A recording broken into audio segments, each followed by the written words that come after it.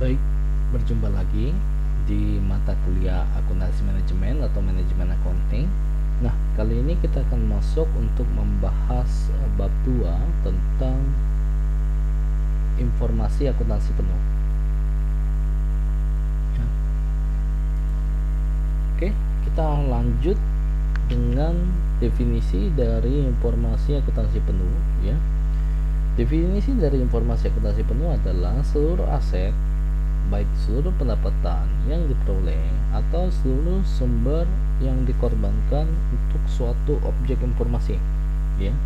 Jadi di dalam definisi dari informasi akuntansi penuh, yang dimaksud dengan akuntansi penuh itu adalah sebuah pemantauan, ya, sebuah pemantauan baik dalam segi aset maupun dari segi pendapatan yang diperoleh maupun segala sesuatu sumber yang kita korbankan untuk kita memperoleh yang namanya suatu objek dari informasi itu sendiri, ya. Itulah informasi akuntansi penuh untuk definisinya, ya. Kemudian dari definisi tersebut memunculkan 3 bagian, ya. Yang pertama adalah full accounting information, kemudian ada full cost dan full costing. Nah, untuk full accounting information itu adalah terdiri dari unsur dari full asset, full revenue, dan full cost, ya. Jadi dari full accounting information ini, ya, jadi ini adalah informasi akuntansi penuh, ya, terdiri dari unsur info mengenai aset secara keseluruhan, makanya dibilang aset full aset, ya. Berarti nilai data-data informasi yang berkaitan dengan aset secara keseluruhan maupun pendapatan secara keseluruhan yang diperoleh dari mana-mana saja. Kemudian juga biaya penuh, ya. Jadi biaya penuh itu adalah suatu biaya yang berdasarkan perolehannya itu dapat dari mana, itu disajikan secara penuh.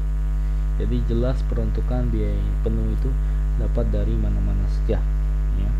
Kemudian yang berikutnya adalah full cost. Full cost itu adalah total biaya yang berkaitan dengan objek informasi yang disajikan secara penuh, ya. Jadi ini adalah total biaya di mana isinya ada berupa objek-objek informasi yang telah diperoleh, ya. Itu sumbernya dapat dari mana-mana saja, ya. Kemudian berikutnya itu yang ada full costing. Full costing ini adalah metode penentuan biaya produk, baik biaya produksi yang berperilaku secara variabel maupun biaya produksi yang berperilaku secara tetap. Inilah metode penentuan biaya produk. Salah satunya adalah full costing, ya. Lanjut. Nah, full costing, kita akan bahas pembahasan full costing. Full costing dan variable costing merupakan metode penentuan persediaan cost, ya, cost persediaan, karena kedua metode ini ditujukan untuk keperluan dari penilaian persediaan atau valuation merchandise inventory, ya, yang dicantumkan di dalam laporan posisi keuangan dan laporan laba rugi komprehensif yang ditujukan untuk kepada pihak luar. Nah, untuk full costing hanya secara sederhana mengelompokkan biaya menurut fungsi pokok perusahaan manufaktur, sehingga biaya itu dikelompokkan menjadi biaya produksi dan biaya non produksi. Ini sebenarnya sudah kita pelajari di akuntansi biaya, ya, dimana ada biaya produksi dan biaya non produksi. Kalau biaya produksi ya berarti ada BBB, BTKL, dan BOP.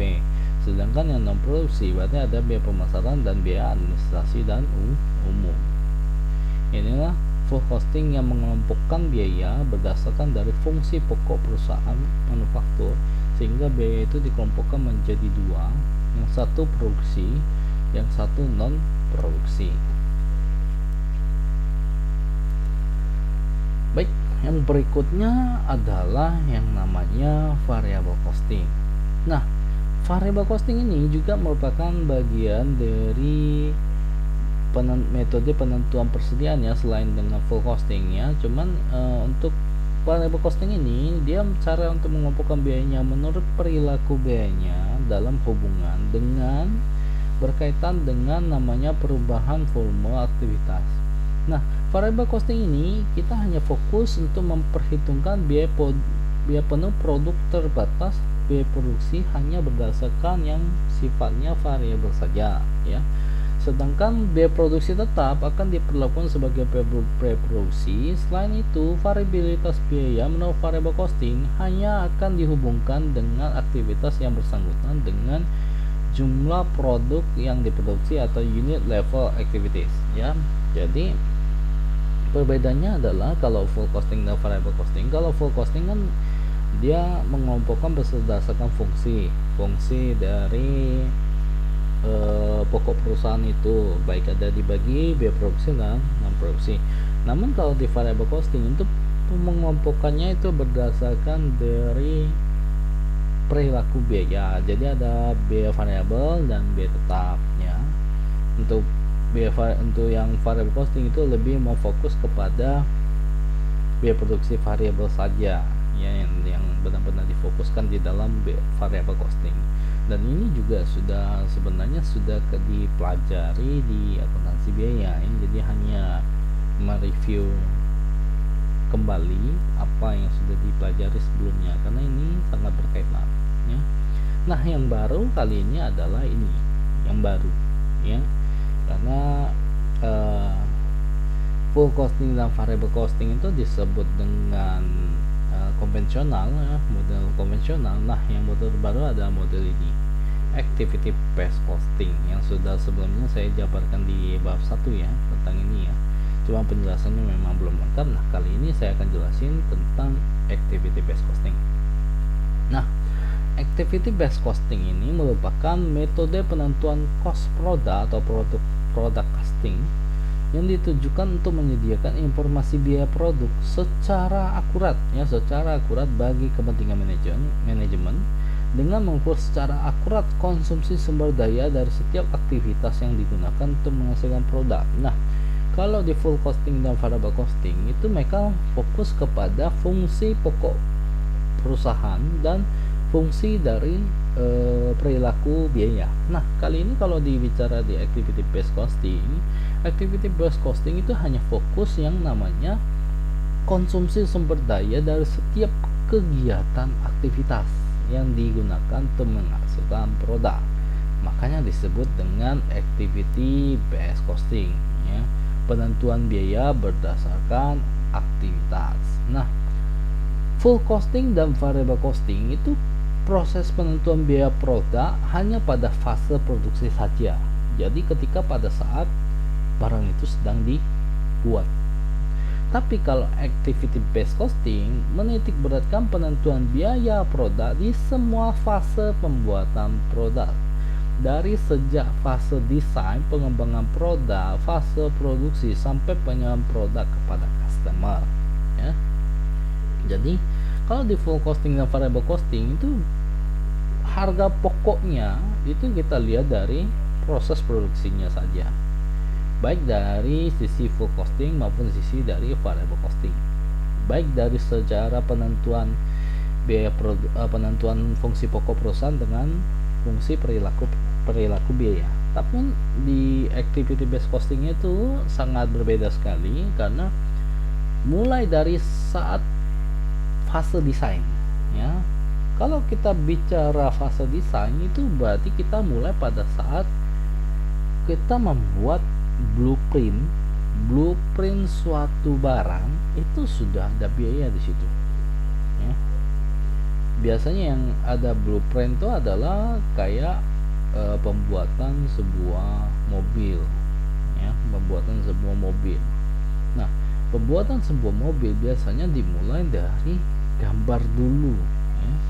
Desain dulu, bentuknya seperti apa, apakah dia pintu 4, apakah dia pintu 2, ya.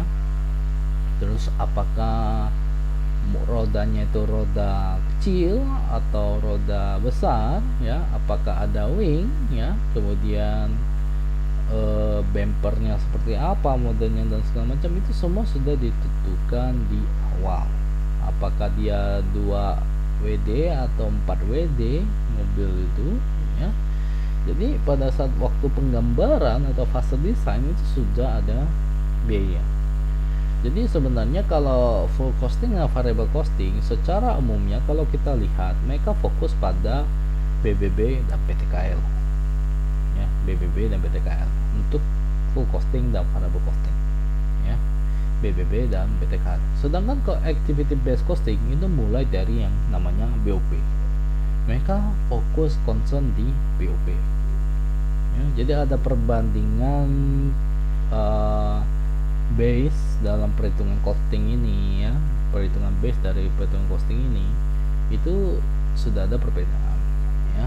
Karena kalau dari full costing dan variable costing itu buat dari bahan bakunya dan tenaga kerjanya siapa. Kalau activity based costing itu dari BOP-nya ya. Jadi kalau kita ibaratkan, kalau kita gambarkan di dalam sebuah contoh, maka akan bentuknya seperti ini. Tahu namanya penjual es jeruk ya, tahu kan es jeruk ya.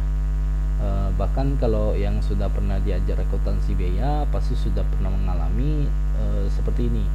Contoh, bahan dasar pembuatan kue apa? Tepung, pasti banyak orang jawab. Kemudian tenaga kerjanya siapa? Pembuat kue. Kemudian bahan apa? BOP-nya apa? Itu gula dan segala macam, pengembang kue dan lain-lain sebagainya. Itu contoh sederhana seperti itu. Yang masih belum ingat-ingat, yang sudah pernah diajar saya pasti semua sudah ingat. Oh, bapak pernah ngajarnya seperti itu. Nah, kali ini saya akan pakai contoh yang namanya penjual es jeruk. Nah, penjual es jeruk, berarti kita sudah tahu BBB-nya apa. BBB-nya adalah jeruk ya. Kemudian siapa tenaga kerjanya? Berarti ada penjualnya kan, penjual dari es jeruk yang memproduksi es, mengolah dari jeruk menjadi es jeruk. Kemudian BOP-nya ada apa? Ada gelas pak, ada sedotan, kemudian ada air, ada es batu ya, kemudian ada penutupnya dan segala macam. Nah, itu kalau full costing dan variable costing itu kita sudah dapat gambaran seperti itu. Mereka akan fokus yang dinamanya jeruk dan di pembuatnya, yaitu penjualnya itu sendiri. Mereka fokusnya di situ. Sementara kalau activity based costing itu fokusnya bukan pada itu, bukan pada jeruknya, bukan pada penjualnya, tapi berfokus seperti contoh, mereka fokus pada yang namanya es batu. Loh, kok es batu yang menjadi fokus? Iya, karena es batu kenapa menjadi fokus? Setiap potongan yang es batu yang dipecahkan itu akan menjadikan sebuah potongan-potongan kecil yang mendukung dari sebuah bentuk dari es jeruk itu sendiri ya. Pukulan setiap orang pasti akan berbeda. Jadi pukulan setiap orang itu pasti akan berbeda, baik dari yang pertama kali maupun yang kedua kali, hasilnya pasti tidak akan sama ya. Namun dari kalau kita mempelajari yang namanya activity based costing ya, kita dapat mengetahui potongan yang perhitungan secara cermat itu bagaimana ya. Contoh lagi, kemudian ada listrik yang digunakan untuk memblender sebuah es jeruk. Nah, kadang-kadang orang tidak berpikir bagaimana menghitung sebuah listrik yang digunakan untuk sebuah dalam pembuatan satu gelas es jeruk gitu, ya, satu gelas es jeruk. Tapi di dalam metode activity based costing itu bisa diukur ya, bisa diukur. Jadi listrik juga bisa diukur pak. Iya, listrik juga bisa diukur sebagai salah satu perhitungan dalam pembentukan aktivitas produksi.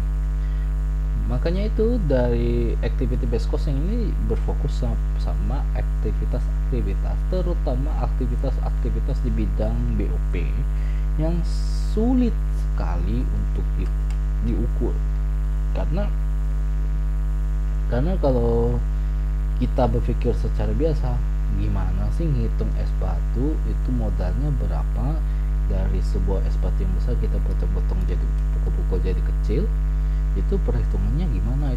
Itu ada perhitungannya ya. Listrik yang kita gunakan untuk memblender sebuah S0 juga ada perhitungannya, ya. Kalau di dalam activity based costing semua bisa dihitung, walaupun kita secara kasat mata untuk mencoba menghitung itu tidaklah mudah, ya. Pak, apakah ini baku? Ini tidak baku, ya. Ini tidak baku karena ini tujuannya adalah untuk memprediksi, ya. Makanya akuntansi manajemen itu lebih diperuntukkan kepada situasi yang bersifat untuk masa mendatang, bukan untuk masa lalu, ya. Jadi apakah ini punya perhitungan baku? Tidak ada. Semua orang mempunyai perhitungan yang beda-beda, ya. Semua orang mempunyai perhitungan yang beda-beda.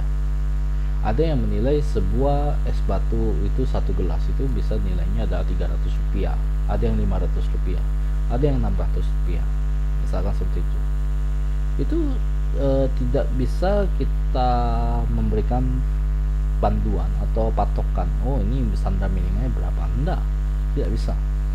Yang mengetahuinya adalah mereka yang telah mempelajari tentang activity based costing ini, dan mereka dapat menentukan, oh berapa potongan es batu itu, berapa listrik yang dibutuhkan. Oh ternyata listrik satu gelas itu ada 400 rupiah. Dapat dari mana 400 rupiah? Itu ada perhitungannya, ya. Nanti untuk perhitungannya yang seperti ini nanti kita akan jabarkan di contoh soal, ya, di contoh soal. Tapi untuk skala yang lebih besar daripada S0, kalau S0 kan skalanya sangat kecil, tapi kita akan jabarkan dalam bentuk skala yang lebih besar dalam contoh soal.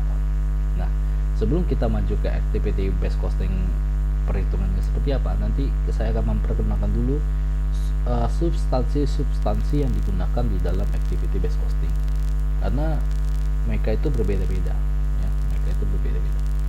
Kalau di full costing dan variable costing kita kenal BBB, BTK, dan BOP.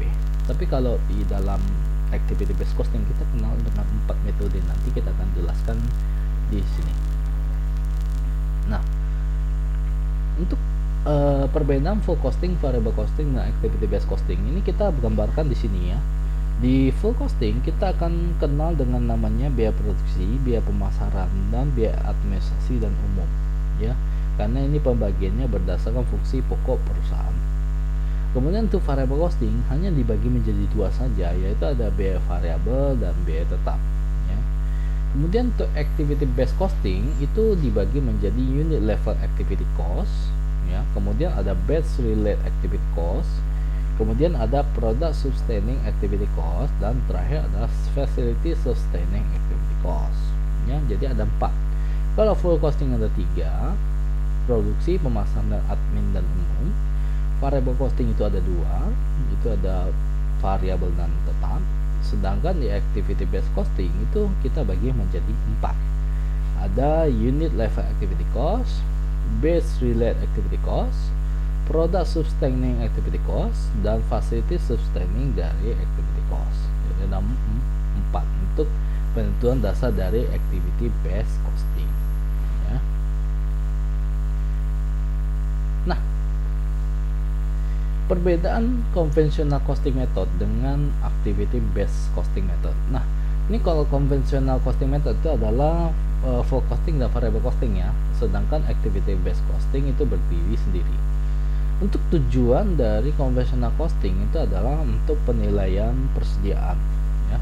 Sedangkan untuk activity based costing itu adalah tujuannya untuk biaya produksi. Lingkup dari konvensional costing itu adalah tahap produksi, sedangkan lingkup dari activity based costing atau ABC ini adalah tahap desain, tahap produksi, dan tahap dari dukungan logistik untuk ABC. Kemudian untuk fokus dari konvensional costing itu terdiri dari biaya bahan baku, biaya tenaga kerja, dan biaya tenaga kerja langsung, BBB, dan BTKL. Sedangkan activity based costing fokusnya adalah BOP, seperti yang sudah saya jabarkan sebelumnya, ya. Kemudian periode untuk konvensional costing itu adalah periode dari akuntansi, ya. Sedangkan kalau periode ABC itu adalah daur hidup produk, ya, daur hidup produk dari awal sampai dengan akhir dari suatu produk. Kemudian teknologi informasi untuk konvensional costing biasanya lebih banyak manual, sedangkan kalau teknologi informasi ABC itu lebih banyak komputer telekomunikasi. Jadi memang ini ABC ini memang sudah sangat maju ya. Ini contohnya ya salah satu ya pembuatan mobil ya, salah satu yang menggunakan ABC ini adalah salah satunya mobil ya. Tahap desain pada saat gambar mobil, tahap produksi berarti pada saat pembuatan mobil, tahap dukungan logistik yaitu contoh seperti keamanan safety mobil. Kita misalnya contoh ngetes airbag mobil, jadi ada suatu boneka yang dibawa ke dalam mobil kemudian ditabrakkan ke dinding, melihat apakah respon dari airbag itu muncul apa enggak gitu. Kalau muncul, efek yang diterima oleh si boneka itu seperti apa, itu semua gambarannya sudah terkomputerisasi ya, dan menunjukkan berapa lama mobil itu dapat bertahan ya. Oke, untuk inilah perbedaan antara conventional costing method dengan activity based costing method ya. Oke, untuk pembahasan bab 2 sementara sampai di sini dulu ya, sampai di bagian sini dulu ya. Nanti untuk pembahasan bab 2 berikutnya kita akan lanjutkan di bagian rincian biaya dalam activity based costing sampai dengan selesai. Kali ini saya hanya stop sampai di sini. Baik, jikalau ada pertanyaan seperti biasa kita akan diskusikan ini di forum Google Classroom seperti biasa. Baik, terima kasih, sampai berjumpa kembali.